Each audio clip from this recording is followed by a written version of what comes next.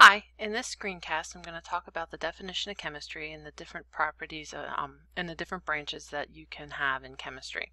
This is very basic. The first is the definition for chemistry is the study of the composition, structure, and properties of matter, the processes that matter undergoes, and the energy changes that accompany these processes.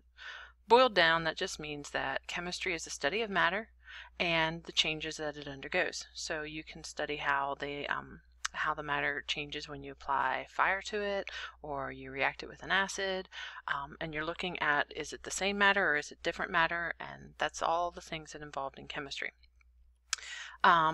Chemistry, it can be divided up into 6 different branches. The first is organic chemistry. Organic studies most of the carbon-containing compounds, things like any living, breathing substance is organic. It has carbon. Inorganic is the study of non-organic substances, many of which have organic fragments bonded to other metals, which are called organometallics. These are things like anything that's obviously not got carbon in. Physical chemistry is a study of properties and the changes of matter and their relation to energy. Analytical chemistry is the identification of the components and composition of materials.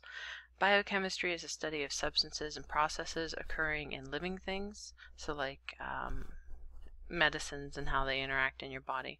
And theoretical chemistry is the use of mathematics and computers to understand the principles behind the observed chemical behavior and to design and predict properties of new compounds. Chemistry deals with chemicals, and any chemical is a substance that has a definite composition. Things like sucrose, water, carbon dioxide. The amount of different chemicals are unlimited. There's many. Many is such a small word compared to how many different chemicals there are in nature.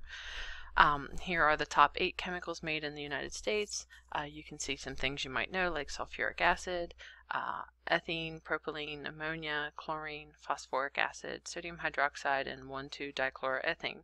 You may not recognize those names, but they are involved in things that you use in everyday life, like fertilizer, petroleum refining, so our gas, bleaching fabrics, purifying disinfectants, making rubber, plastics. So a lot of industries use chemicals to produce things, and they use chemicals to clean up things. So chemistry is an important part of everyday life, whether you realize it or not.